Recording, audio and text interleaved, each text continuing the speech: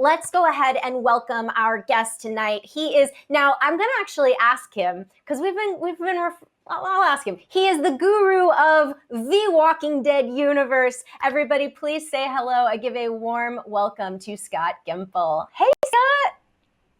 Hello. How you doing? How are you? I'm doing all right. Doing okay. It's a big night in Walking Dead land.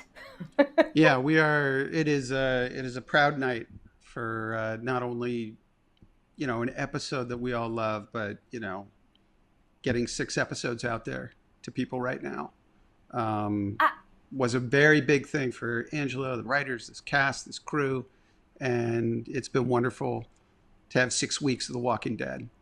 So. I couldn't agree more. As a fan and as one of the hosts on TWDU Universe, we are so happy to have Mothership back. Although it has been such a great experience in addition to the conclusion of the Whisperer War episode that aired back in October, it's been such a great experience to interact with our fan community and the Walking Dead family through the other franchises, through Fear the Walking Dead, through World Beyond. But it has been a very special treat for us to have Mothership back. It's been really, really exciting and wonderful. Now, Scott, we were having before we get into it, I do have to ask the important question, which is, we've been calling you the architect of the Walking Dead universe. We've been calling you the guru of the Walking Dead universe. What is the official title? What do you like to be called in terms of the Walking Dead universe? Well, the official title, which I wouldn't want anybody to call me on like a daily basis, is Chief Content Officer. Okay. But there's never an occasion, thank goodness, that comes up. Okay. Yeah, I don't know. It's working on all the shows. It's working on new shows. It's trying to tie everything together. It's just being there as a sounding board, support. Sometimes there's writing. Sometimes there's editing. Sometimes there's set stuff. It goes all over the place, and I feel unbelievably lucky to do it. I love it. Yeah. Well, we as fans feel incredibly lucky to be a part of this. I have to tell you, it's been so, I mean, we've all shared our stories of where we were, how long we've been watching. I was certainly there. Halloween, I remember, especially too, because I was living in Los Angeles at the time, but I'm born and raised in Atlanta and, had moved across the country to LA to pursue my filmmaking entertainment dreams, and then along comes The Walking Dead right in my backyard, and now the rest is history. So I felt a sense of pride as a Georgia native to see this prestige genre show that was taking risks and really a great example of everything good genre storytelling could be. And so, this whole, now to see the universe as expansive as it is and to see where it's going, it's just wild. I mean, you've been with this show for so long, big picture, broad strokes. Did you ever imagine that there would be so much within this universe? I always pictured that there could be, because The Walking Dead, I mean, I started the same way you did. I started as a viewer that first year. I came on second year. And the show's all about questions like, what would you do? Or what would I do? Who would I become? I mean, even the Negan episode sort of just portrays that. And I think those questions kind of lead to more questions like, what's going on elsewhere, and what are different communities like, what are different situations like. Robert Kirkman made it as the zombie movie that would never end, and there's so many directions to go in, and so much that the audience has asked for or asked about over the years, and it just sparks your curiosity. I very much thought there was going to be a lot more from, I think even before I started the show. when I was Well, just a viewer. it's interesting because, especially like I remember this idea that was floated about the Cloverfield movies, the idea of Yeah. the one big night as done in cities around the world. And you see, how different cultures, different people, different families respond to this one event. And I couldn't believe they didn't do it, but essentially, we kind of are getting to experience that through The Walking Dead. And I always thought it was Hmm. such a brilliant idea. And I'm so glad that we are seeing that come to fruition. Because as you say, and this is the beauty of genre storytelling, what would you do? How would you react in this otherworldly, incomprehensible thing that suddenly became real? And Hmm. it's for you all when you're cracking these stories. How would you say that you sort of approach these narratives? Like, for instance, World Beyond, we're getting to experience it through the eyes of young people, of teenagers, but specifically in that place. And then their parents take on this really great metaphorical role of like the parental figure also happens to be the governmental parental figure, right? So that makes sense to me. But like, how do you all as a team, as a creative team, approach how to pick the stories with which to tell? Hmm. Uh, I mean, with Walking Dead, that's I mean, not that anything is like easy on The Walking Dead, but Robert Kirkman wrote a brilliant comic series that we want to adapt. So that one, really with that was the philosophy of how to adapt it. It was, the idea of remixing things to have the same impact as it did when you read the comic. Um, for Fear, that's been through a lot of evolutions. Um, and it showed early on in the apocalypse, it showed very different locales, and it's really evolved with all sorts of different characters feeding each other. There's a line from the very beginning of that series to now that has been so just wavy and just curvy and all these different twists, but that's a show that just has changed remarkably over the years. um, and it showed just a very different, it was about a family, and it was about then a different family that came from that family. um, with World Beyond, it very much, kids offered a different perspective in as much as that they had pretty much always grown up with the Walker apocalypse, but also in sort of a place of safety, almost like a first world situation. Mm-hmm. So they were aware of walkers, but they had never really been in the hard world. And I think it's a way to explore growing up in a very intense way. All of us eventually leave home. All of us, grow up and have to face probably a harder world than maybe we imagined as kids. And it's just, the Walking Dead world is even harder than that. So Yeah. Yeah, for sure. So, all right, let's talk a little bit about let's get into tonight's episode because there is mm. certainly much to explore here. So You know what? yes, I will say something. I'm totally interrupting please. you, No, but interrupt away. I didn't answer your question. The question was, how do we approach it? And I would say the thing that the comic book taught, and it bleeds into all the shows as a story value, is how would that character go through the apocalypse? Who are they and who will they become? And just Rick Grimes taking him as just like the prototype. He went from a guy who was a sheriff's deputy into a guy who was, eventually like doing things like biting the throat out of someone to save the people he loved, Right. to somebody who was joining communities that were fraying. Um, you look for the journey for that character, and you try to give all these characters important journeys. So Yeah.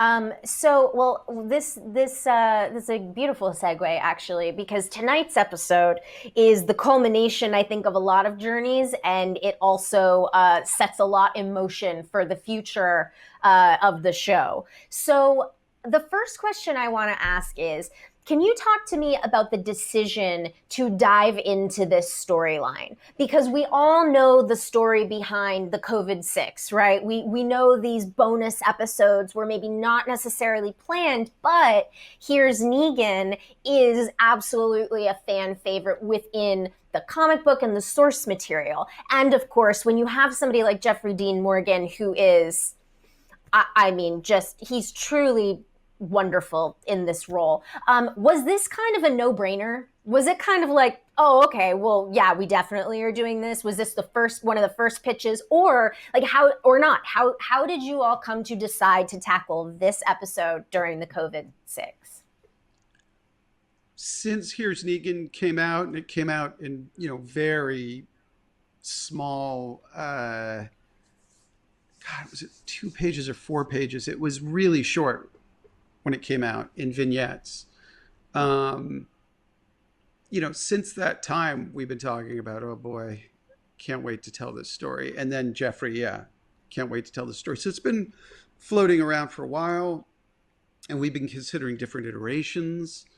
But when the situation we were in came around, making these episodes under the parameters we were making them, and knowing that this could be one of the more powerful episodes that didn't require a cast of thousands. It just, yeah, Angela just pulled the trigger and just went forward, and the writers did as well, David Leslie Johnson. It was sort of the perfect episode for the perfect moment. For a wildly imperfect moment, actually, that we're all going through. But it was the perfect episode to tackle, because so much of it is about performance. And you got Jeffrey Dean Morgan, you got Hilary Morgan. Yeah, I guess long way of saying yes, it was a no-brainer.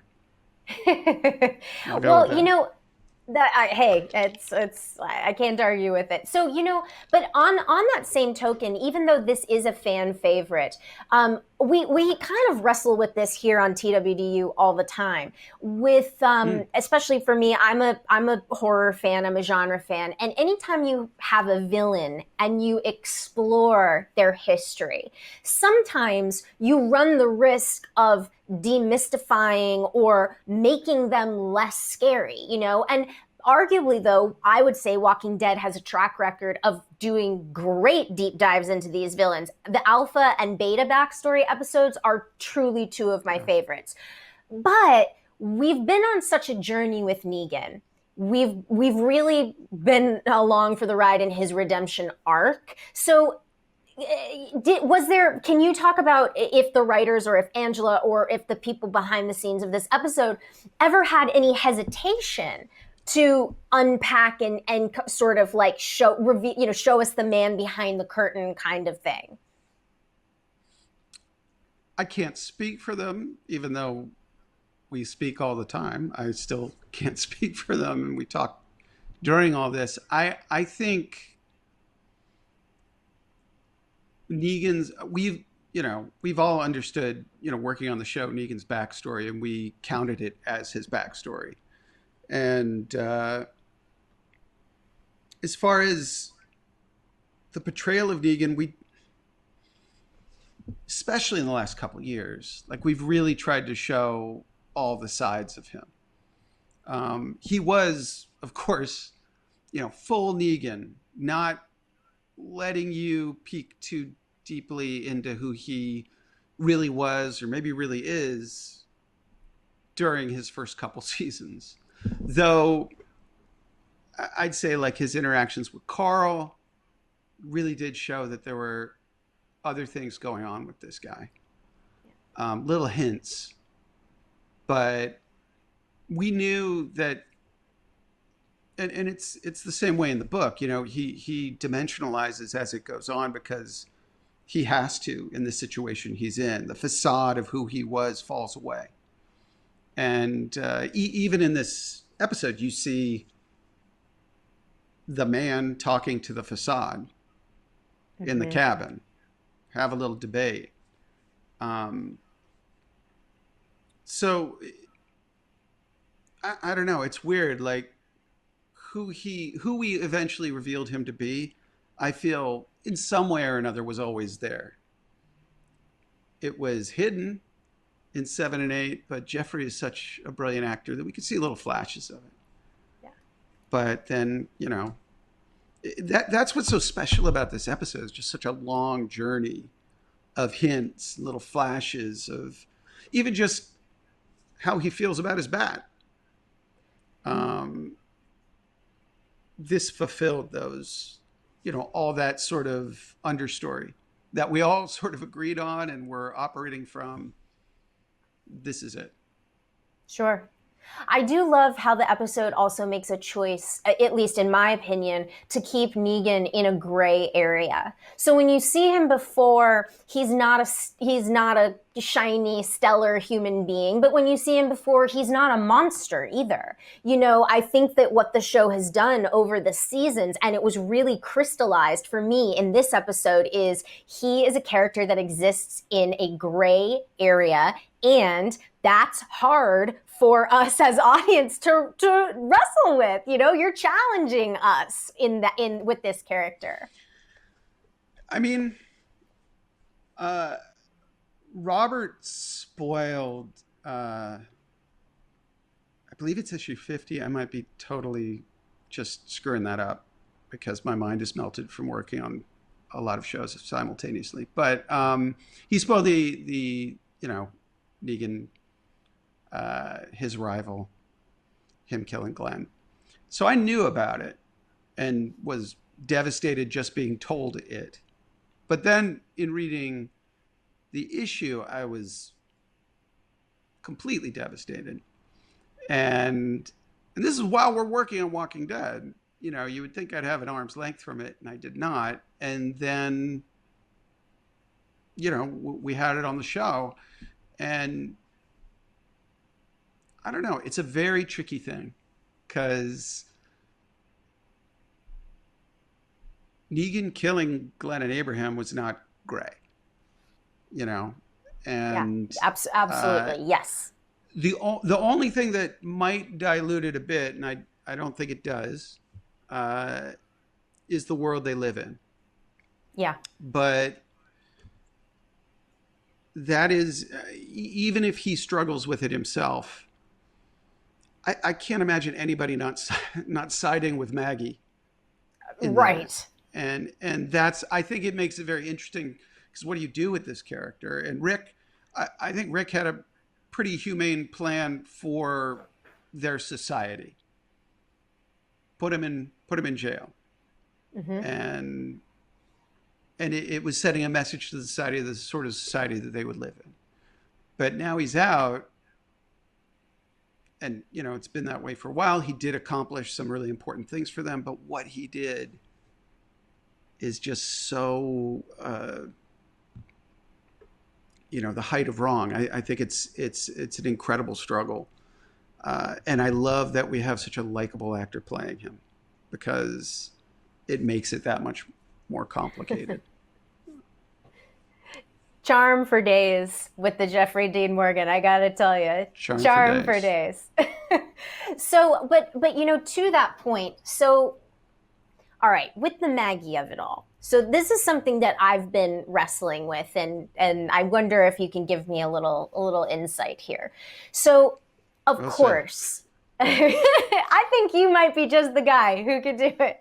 So, of course, we have been building, ever since Maggie came back, we've known that this tension, this showdown we've all been asking those questions. How is this going to go? How can this be possible for these two people to live in the same place without, you know, total war between the two of them? And as you just very eloquently stated, rightfully so. What he did is I mean, it is the worst of the worst, right? And it was brutal, and it was evil. It was an evil act. However, we have been on this years long redemption arc with Negan to the point where now I am very emotionally invested in him and Lydia's story. Like, I feel like the Yeah. only person, you know what I mean, that can give her that space is not Carol, even. It's Negan. Um, so there's that piece of it. But then, of course, Maggie is an incredible character in her own right. Like, she's not going. I would find it hard to believe that she would be defined for the next 24 episodes by this vendetta, right? Like, what has she been up to? Where has she been? She's a mother, like all these things. So, how do we? What are we? How do we? Scott, what do I do? How do I tell me how I'm supposed to process this? There's a lot going on here. It isn't. It certainly isn't just about that. And I think you said something very important. She isn't defined by that. It is some pretty crucial business. Obviously, the end of the episode seems to tell us that. It's nothing to sneeze at, but I really like that you said she should not be defined by it. She was out there doing pretty incredible things. I look at Maggie and her, again, talking about evolution. You know, she went from, someone who was listening to her dad, obviously, and wasn't sure if walkers were sick or whether they were dead, to someone who very quickly became the leader of a community and stabilized them and led them through some very difficult stuff. And she, I don't know, she wore that in a way that seemed like she was born for it. Mm-hmm. That's a huge part of her story. Even motherhood, I wouldn't say would define her. Seeing this kind of leader emerge from the apocalypse, forged by the apocalypse, I think that's her story. And I think Negan is an unbelievable complication to that. But just to hit it one more time, you're right, it doesn't define her. Well, and so that moment at the end of tonight's episode, we know that Jeff has been, talking about this episode, and tonight on Talking Dead, he sort of revealed that, or on this week's episode of Talking Dead, he revealed that was not a scripted moment. That the smile at the end was not necessarily a scripted moment. And according to him, he gave two options, right? He gave the option of not smiling, but also he smiled. And what we see in the finished episode is him, that smile at her. So I gotta ask about that. I mean, it feels like and listen, I hate to say this. I don't hate to say this. It's hard for me to say this, but I'm Team Maggie, but I'm also I like Negan now. So, but that seemed like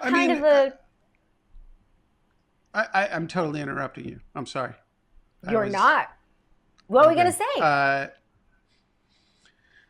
mean, when I initially talked to Jeffrey, this was years ago, and Jeffrey was, completely familiar with Negan in the comic and had read it, and I guess people had been coming up to him for years saying, you got to play Negan.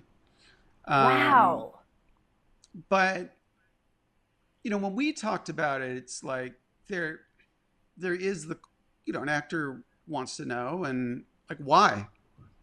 Why is he doing it this way? Why is he not only, killing someone in front of their friends, their loved ones, their wife, but like, why all the theater? And in his mind, that's all to create. First of all, they seemed like threats. Rick's people seemed like threats.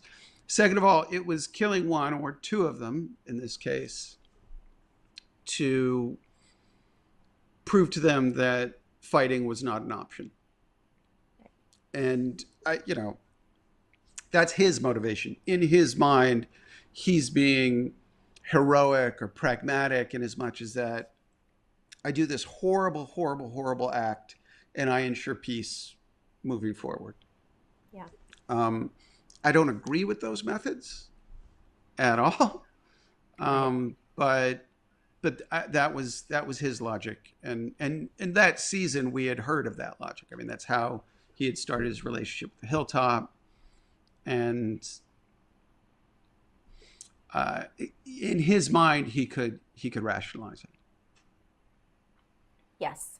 Yeah, for sure. That makes sense. I think, okay. So do we think that Talking Dead was really fascinating this week and really great to hear. Well, actually, let's back up. With respect to Jeff, the actor, giving the team, director Laura Belzi, and giving the team like options, right? That the smile's not necessarily scripted, but it felt right to that character. You've been with this show for so long. Can you talk to me about? There were a couple moments where both he and Hillary said, "We asked if we could change this line, or we tried this or whatever." Can you talk to me about actors who have been in these characters for so long? Norman and Melissa have been with them since day one, and how much input they have over moments or things like that in a given episode. I mean, there has to be some collaboration, at least some collaboration, if not a lot.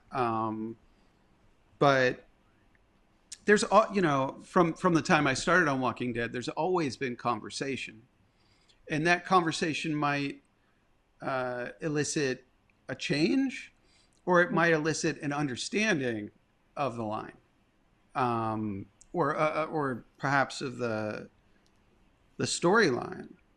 One of my most beloved TV making memories was sitting on Scott Wilson's porch in Georgia with him, having I wouldn't even say an argument, but a discussion, because we were both smiling about whether or not Herschel could ultimately accept that walkers were dead. Mm. And it was important that he did. It was important that when Shane opened the barn and they saw what they saw, that his world come crashing down. And it isn't just the horror of seeing his loved ones milled down the way they were, but seeing his loved ones as dead people for the first time instead of sick people. Right. And I look at his performance in that episode, and it was like a 3-hour long conversation, and he needed to have that conversation, and I could see it in his performance, and it was brilliant. The moment when they cut to Herschel, what Scott did in that moment of seeing his world crash away, but he needed to understand it. Now, there's other times that there's lines, there's moments. I remember Michael Cudlitz and Sonequa had a little goodbye like this. This thing they shared that was between them and coming up with it on the day. But I can remember things with Bernthal, a million things with Andy and Denai. It's part of the process. It isn't unusual. It has to be it's better that it's not on the day when you're shooting. It's better when you have those conversations well before it. And then especially, like you said, as the years go, I'm sorry, I'm giving you the longest answers, but I feel like I'm allowed to do that on Twitch. That's what we're here for. No, could you keep it? Yeah. Could you just hurry it up, please? Because I gotta go do things. No, okay, this is what we're here for. Cool. Keep it coming. Yeah, I don't talk this long on Talking Dead. I try to get in and out. Fair, But fair. it's part of the process. It just better that it's not on the day.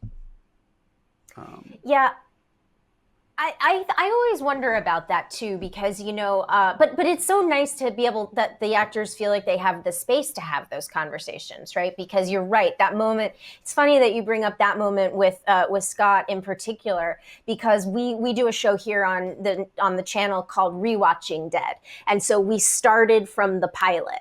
And we go week by week by week in order, rewatching the episodes.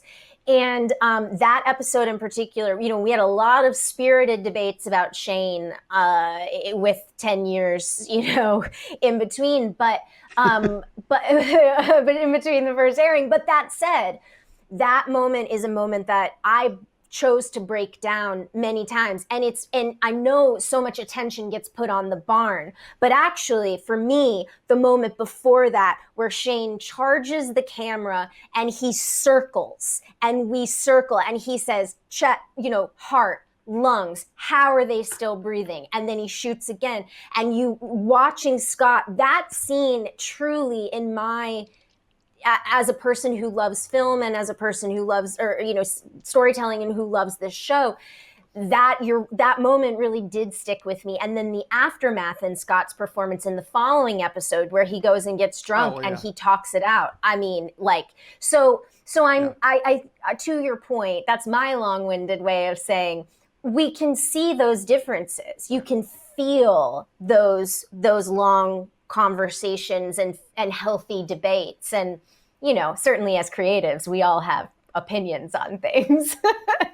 Well, the thing, and this was, again, all the way back in season 2. It might have been in season 1. I was at home watching TV season 1. But from the moment I landed, I was having conversations with people about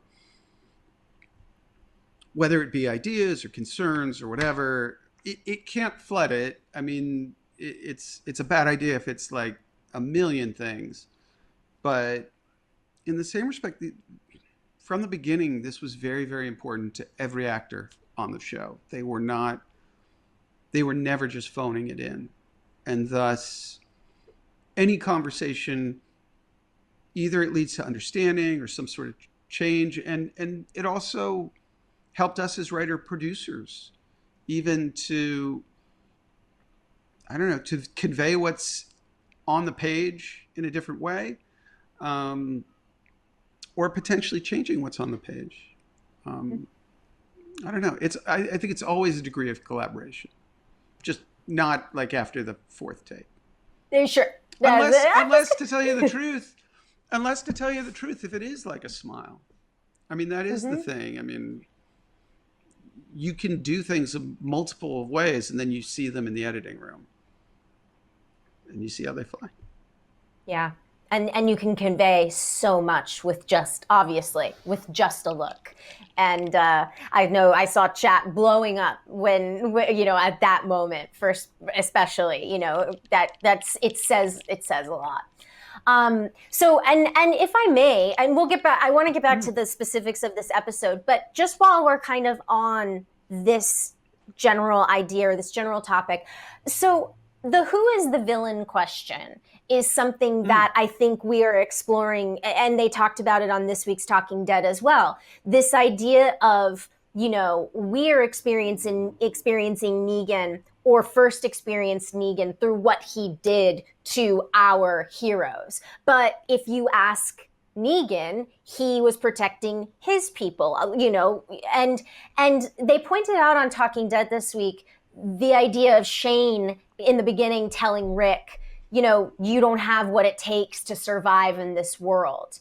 And Rick kind of meets Negan and says, oh, maybe I'm not that guy, what? And in this episode, we see Negan, Jeff pointed this out, we see Negan slowly realizing, I didn't know what I was capable of. Right? And so that is such a fascinating question. So I guess my question for you is, when you are working, when you are working with the writers, when you are working with the directors, and when you are overseeing this type of content, why was it important? Why was it important for us, the audience, especially knowing that we've only got 24 precious episodes left? Why was it important for the audience to see Negan experiencing this and coming to that realization? Okay, well then I have to give you one of my standard, like, you'll see sort of answers. Like, Oh man. it's part of the story sort of answer. Yeah. It's important for the rest of his arc. Okay. Fair. Well then, so Yeah. let me give you a more specific question then, a less nebulous one. By Hmm. returning, we see Negan sort of we see him what appears to be making peace with a very important uh horrifying period of time in his life. At least that's how I interpreted it. And then not passing the torch, but sort of creating a little torch. Um, but he chooses to assert himself. He chooses to reinsert himself back in Alexandria. So, do we think that Negan is going to try to find a way to coexist with Maggie, or are we, are we Oh my headed for gosh, it? you're leading me into one of those, like, you'll see. Like, yeah, No, I don't want not to tell you again. what that Not is. Yeah, no, again. that's two in a row. We should have like a bell. Oh man, Yeah. come No, on. Oh, I do this to everyone. I mean, Chris Hardwick just been making fun of me for like 8 years about it. So all right, that's fair. Okay, well then, how about this? Let's keep going. All right, let's talk about the embedded flashbacks. Let's talk about storytelling, mm, right? So yeah, what do you think was gained by seeing those different layers of the story sort of unfold in such a way? I just think it engages you. I think yeah, I think it's a great way to tell a flashback story in those layers, and you're finding they're talking about something, they refer to it, they move into something else, they move into another timeline, you find out the thing they were talking about. That happens a few times in like different equations, and they're sort of calibrated for maximum impact. It's like ordering a I don't know, an album of emotions. Um, and I can only just tip my hat. That is an old person's expression.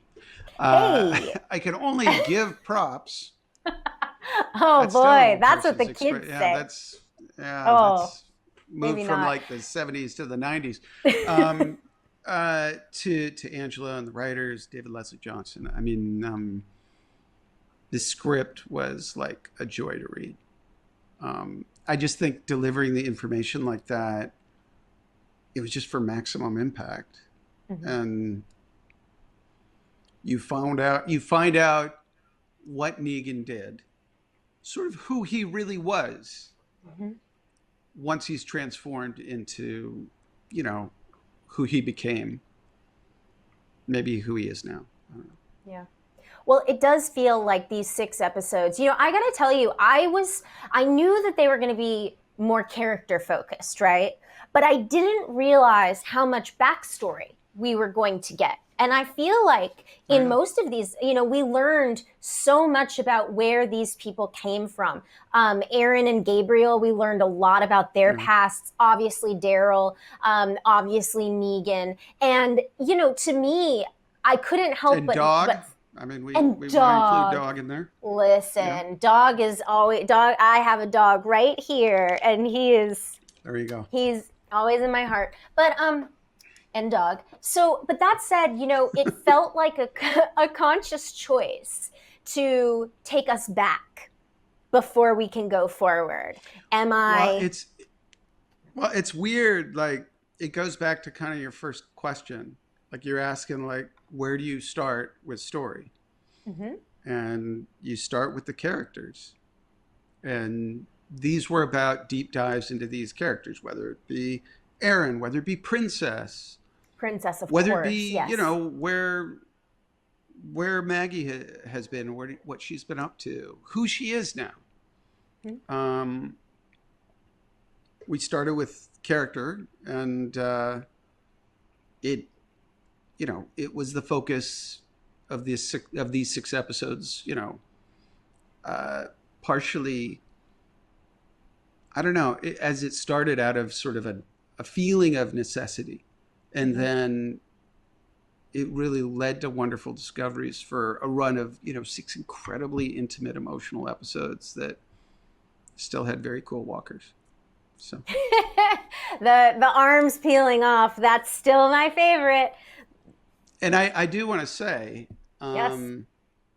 Hillary's performance tonight is Oh, unbelievable, but I think people may not appreciate how awesome her Walker performance was. Like, that was one of the best Walker performances I have seen, independent of whether we have a professional Walker on screen or one of our amazing actors who has become a Walker. Like, her Walker was unbelievable.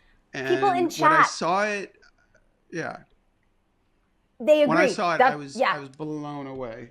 yeah, she was And great. I hope she gets hat tips and props for it, because like the greatness of her performance might eclipse the greatness of her Walker performance. So. Oh man. And then the choice of, yeah, we were talking about that too. We both noticed it and chat noticed it. But also, good God, the choice to just let us sit in that for so long. I Yeah. mean, it was I loved that choice. I loved that choice. But to your point, the performance, she was so effective. And so on top of the moment, just keeping us in it was brutal. It was rough. Okay, we have some really great video that we're going to show in just a moment. But before we go Fair play. there, I have a question that is not on my rundown. That's just for me. Uh-oh. I'm so thrilled by the idea of an anthology within the Walking Dead Sure. universe. I think this is brilliant. And I know I've, of course, watched all the Comic-Con panels and done as much, keeping up to date with that as I possibly can. But I know there's very little that you are at liberty to say, but as the architect of this universe, can you tell us, are these going to be like anthologized episodes, as in they're one episode, or are we talking about maybe an American Horror Story style thing where it's like we spend a season in one universe or one location or whatever? We're working on it. Our operating principle right now is single hours that are very different week to week. We've left the door open to tell longer, maybe multi-episode stories in the universe. Like, we want to keep it really flexible, but to start out with, we want, a bunch of very different stories, week to week to week, where the audience isn't going to know what to expect. I love that. I commented on it when we were watching live, but the one more episode with the final one, well, not the final image, but when we conclude the Robert Patrick portion of that story, the zoom in or the push in on the photo of the brothers, that felt to me like I was like, see, this is what I, as a nerd, want from this. That felt so Twilight Zone to me. It felt so like, this is exactly what this could be in the, you know what I mean? That it's a moment that stood out to me, and I really liked it. Yeah, and I mean, it goes back to those questions people have been asking about different situations or what happened with different characters that we have had already. Sure. And then things that are just not related to anything we've told, and that's the kind of thing we want to do. So, yeah. We're working on it hard. Yay. I love it. I can't wait for it. That's, everybody's like Carol and Daryl, and I'm like, yeah, of course. Like, we stand. But also, give me some Walking Dead Twilight Zone goodness. That's what I want over here. All right, so now I teased it, but let's get into, we have an exclusive Walking Dead What's Next video. So we are going to roll the video and then we'll talk about it. All righty. All right, so Wespresso, put that soup down. And Wes loves soup. That's the little joke we have here. And let's rock. Let's do it. What happened to your group? Their village? Not now.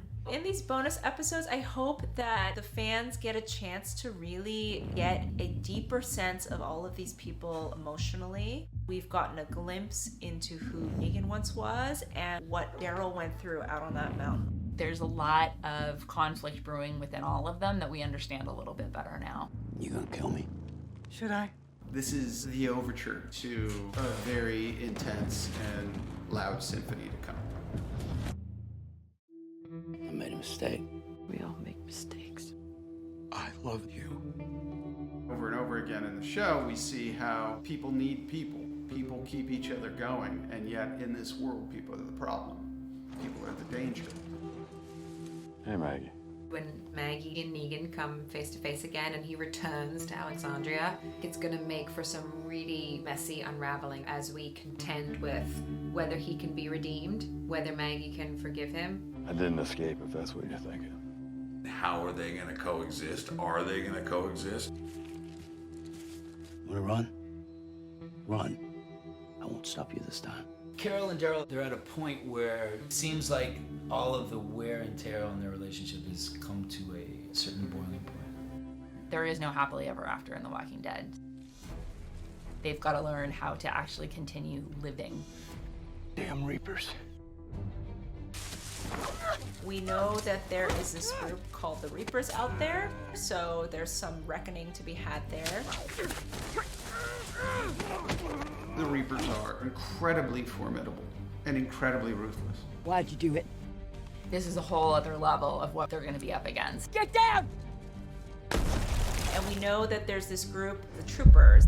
Tell us what you did with our friends. There's something more to be learned about that community as well. Evil people are the exception to the rule. People do terrible to each other all the time. They are the rule. What happens after this? What are you gonna do with us? In season 11, I think we're going to dark places. The council's voted to banish you. I'm thinking there's a lot of trouble coming. I got it, let's go! And I'm excited for that trouble. Wait!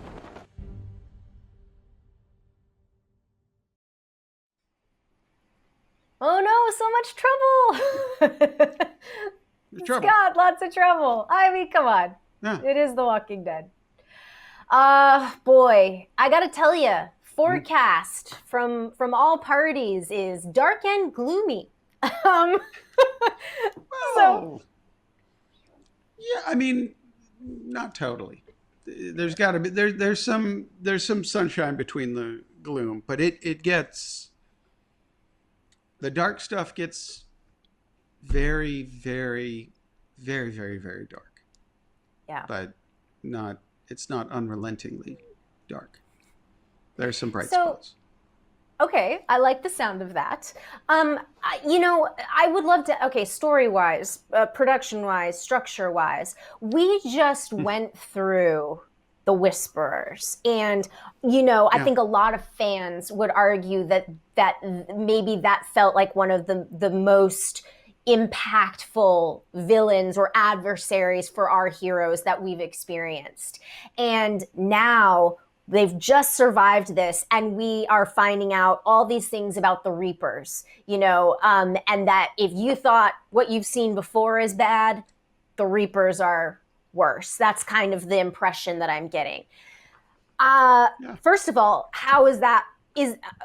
I know there's very little you can say, but after the Whisperers, after the Whisperers, that was pretty bad. Do you know what I mean? Like on my scale of Sunshine to real bad. Like the Whisperers were pretty bad. So the idea that this is worse is like, I would say, yeah. Again, without getting too into it, there's a level of intensity to these episodes that's both an intensity of threat intermingled with like intensity of emotion behind that, and various histories of the characters getting intermingled with that. There's some really brutal stuff in it, and yet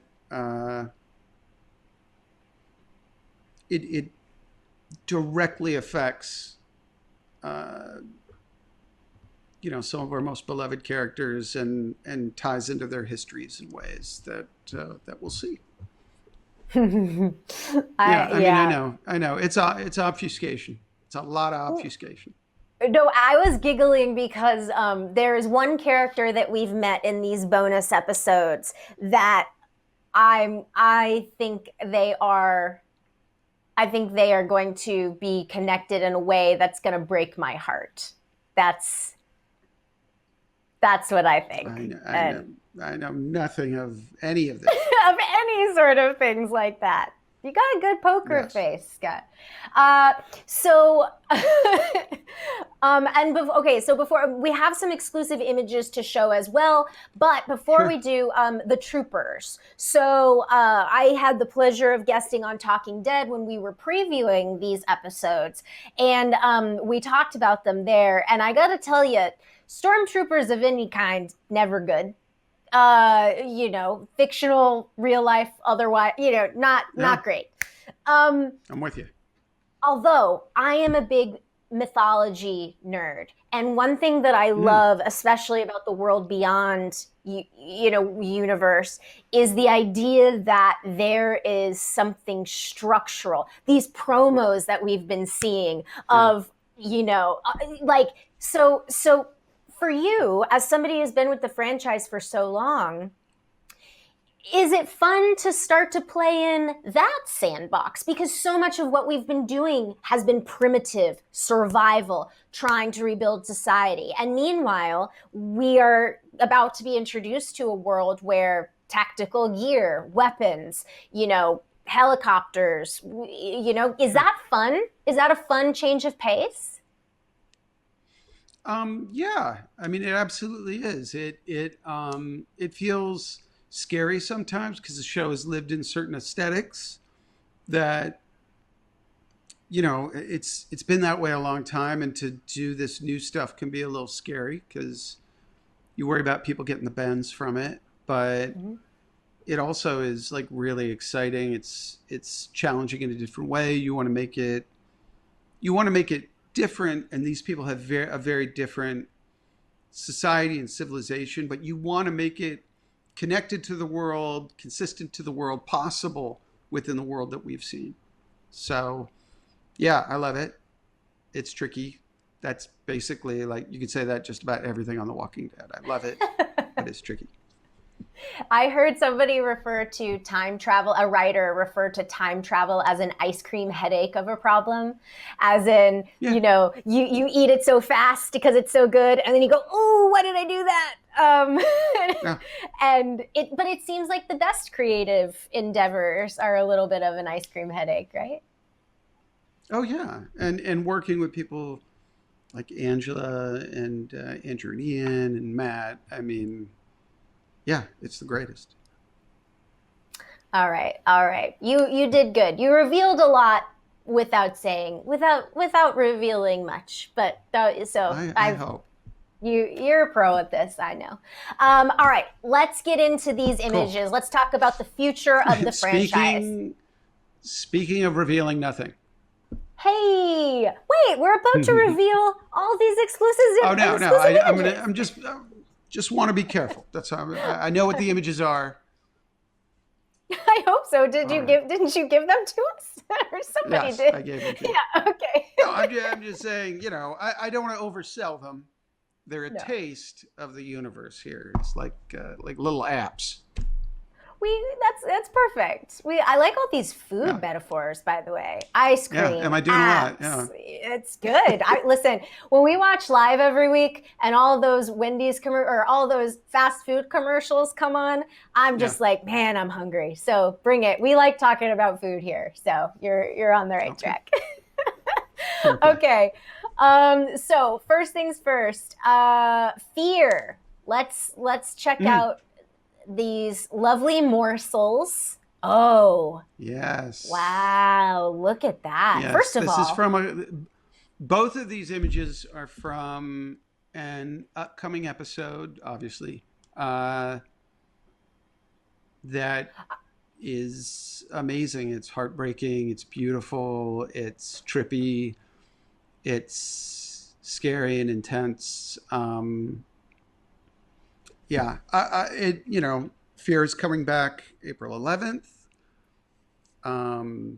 Might even be 1 on week AMC from Plus today. now. I'm not even sure. It sure is. We've been avoiding spoilies. I should. Like it's our job. Yeah. Oh yeah. And it starts with, an unbelievably intense episode with some of the best performances we've ever had. And this season carries through that way. And this particular episode is just gorgeous. This is a stunning image just on its own. One thing I noticed about Fear is that it feels like Fear has been embracing the straight up horror. I know the guys were talking about, Texas Chainsaw kind of being a direct influence on some of their episodes and things like that. Would you say that continues through the back half of the season? Yeah, I mean, that's absolutely there. There's aspects of the story that dive very, very deep into that. But there's also just, God, I don't even know how to describe it. There's just this building sort of suspense story, which is, different from horror. Yes. Yes. Agreed. Yeah. Churning underneath. A lot of just very intense emotional stuff. And then just so much Western. So much just a feeling of a Western. So it's really a lot of different things. This episode is a lot of different things. But I mean, even, it kicks off with just the first couple of episodes are so deeply rooted in Western storytelling. Love it. Westerns. So. I love it. All right, let's look at the second image from Fear. Ooh, okay. Doesn't say much. But, it doesn't. Now, can we identify... Oh, well, I see more purple. I see more purple flowers or more purple foliage. Yeah. So, all right. Can we identify who this human being is? Oh, I shan't. No. I won't. Oh, come on. Yeah. All right. Okay, I will say I love that the idea of nature in all the promos, the vines and the walkers I'm loving that. It's so cool. It's a huge part of the story. Okay. It's a huge part of the story this season. Great. All right. I went to full stop after that, but that was what you did. You really stopped yourself there. Okay. Yeah, I almost kept talking.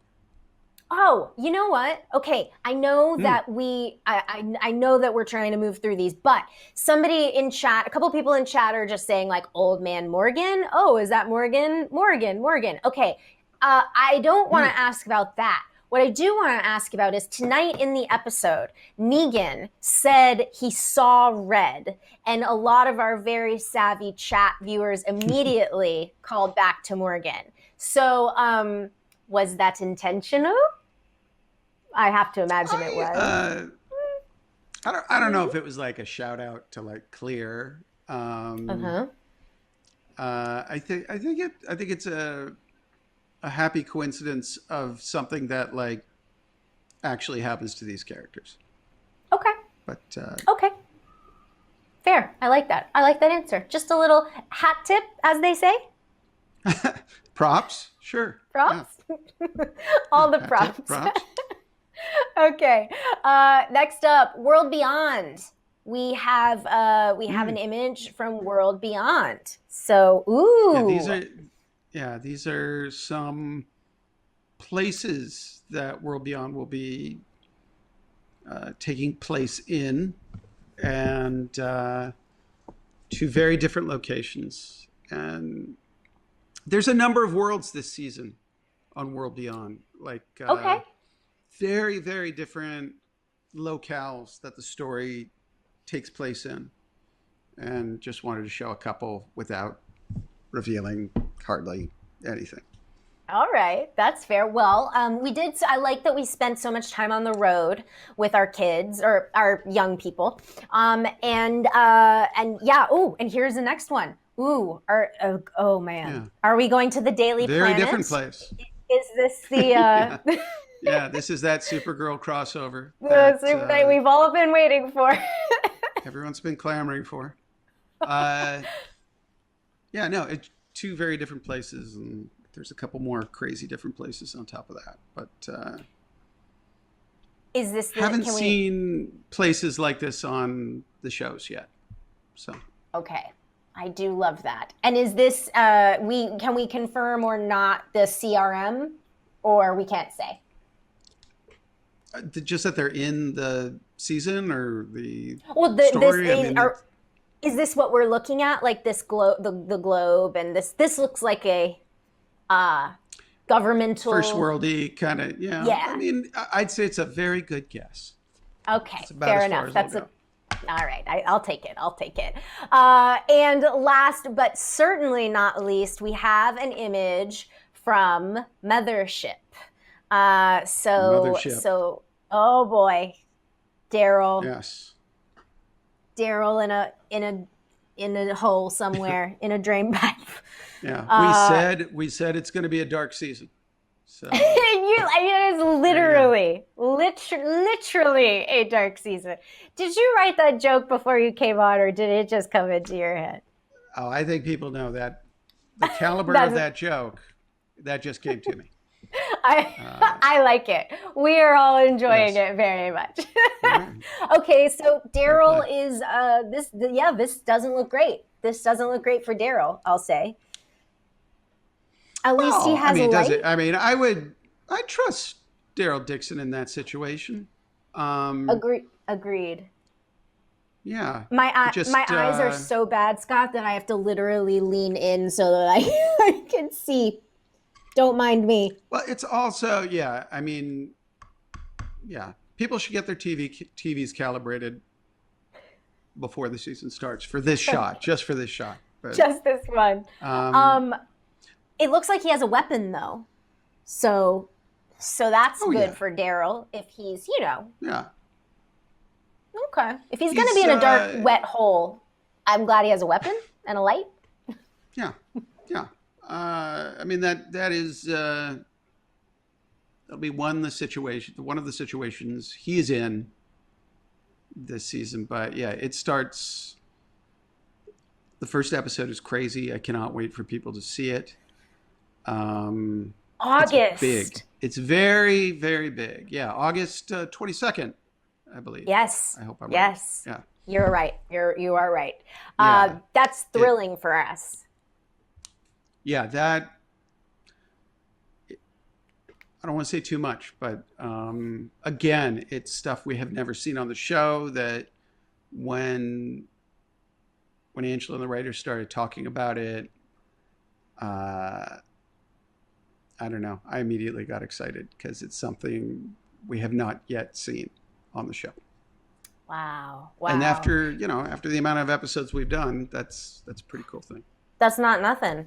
So I don't know. I don't know, but as an avid AMC viewer, I remember final seasons of Breaking Bad, final seasons of Mad Men, and they were often split in such a way to where there was a significant gap of time in between, like part 1, part 2. We know that we have 24 episodes that in the final season. Can you tell us anything about, and we know that it's coming back in August, which is wild. Can you tell us about anything about how they'll be distributed, or is that still under wraps? The only reason that's under wraps, that isn't like a spoiler type thing, is though it probably will be broken up as it has been in the past, like things could change this early on. Sure. Which has nothing to do with necessarily even the episodes. It just has to do with sort of gets into really boring sort of broadcast demands. Of course. But yeah, it's definitely not going to be 24 episodes on a straight shot. Sure.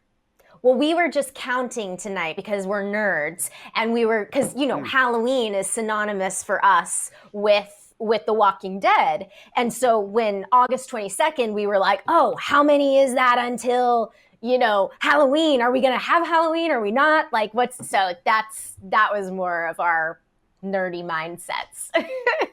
I see. Makes sense. Well, you can come back on and let us know what your Halloween plans are at some point. How about that? Done and done. Okay. Cool. All right, wonderful. Well, Scott, thank you so much for being here. Thank you for your time. Thank you for all of these little morsels and nuggets into, peeks into all of the universes. And it sounds like things are going to be dark for Mothership, obviously. And it sounds like the Western theme is going to continue, and tension and horror will continue through fear. Any final words that you can preview for World Beyond that we can expect from the last chapter of that story? It really is about those different worlds. It's very different worlds. It will be getting deeper in with the CRM, as the finale pretty much indicated. We might see familiar faces pop up. It's possible. And yeah, things are, it's about growing up. This is a 2-season show. And these kids have been through a very intense experience where they have to grow up very fast, and we see these characters change quite a bit over the course of these 10 episodes. And by the end, some are heroes and some are villains, some are somewhere in between. And I'm very, very excited about, I don't know, we're working on some of the last episodes right now. And the way that it's coming together is heartbreaking, and it's exciting, and it's crazy. So I don't know. I'm really excited for people to take a look at it. That's great. Well, we can't wait. Well, guru, architect, chief content officer, Scott Gimple, thank you so much for being here. This was such a treat, and thank you for taking the time. This was wonderful. Very much appreciated. Good talking to you.